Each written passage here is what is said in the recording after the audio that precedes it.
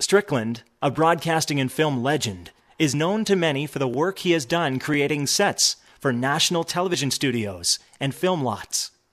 During his time at Paramount Studios, he learned a valuable life lesson he carries with him still to this day. I was pretty perturbed at the way the sets were set up one day in there, and I was only less than a year.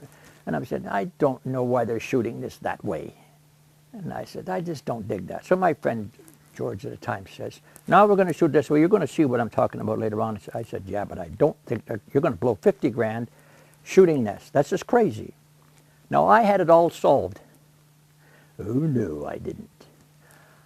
I went outside, and at the time in that studio, there's an old a swimming pool around there where the people sat around and reading papers. This guy was reading papers, and I sat down in the sun chair, and I was saying, oh, man. And the guy come out talking to me. He says, you're having a row with George. I said, he shouldn't be shooting it that way. And the voice from behind the paper said, how long you been in the business, boy? I said, well, I'm only here a year, sir. Because I said, you say sir because you don't know who there. So and he's still reading, and I says, yeah, I think, he says, you think he's going to blow it, eh? He says, is that George? And I said, yeah. He says, well, I'll tell you something. If somebody has got 1 day more knowledge than you, be quiet. Go in there and watch. When this guy put the newspaper down, I had to look straight in his face and nearly die. It was Jimmy Durante. And he wasn't in a funny mood. He meant it. You know, like, shut up and go back to work, boy. He said, George has been at it for 35 years. I went in. If they'd have shot it my way, they'd have burnt me at the stake. There wasn't one portion of the area that I was right in. Not one. From then on, I started to take notes and listen and wonder, like, why are you doing it? I don't like that. But they were right. And then I figured out why.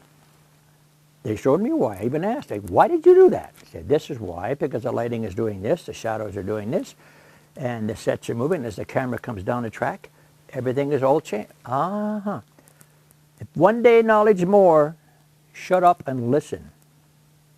That's the secret of learning something. He also spent time on the other side of the camera, working as an actor in the 1968 television series Hawkeye. That's when he realized the true beauty of native arts. Strickland also spent a number of years hosting many different talk shows. I'd like to explain, Richard, these three paintings that we have. Don't say yes. Sorry. Don't say yes. I really was going to do it just to get it out the outtakes. He was really going to say yes. I really was no kidding, he was really going to say yes. Years later, the man, still known to some as Hawkeye, now operates a studio where people of all ages and race can work together to learn, produce, and preserve native art and crafts. Well, Doug Strickland, he's like an amazing guy that he'll teach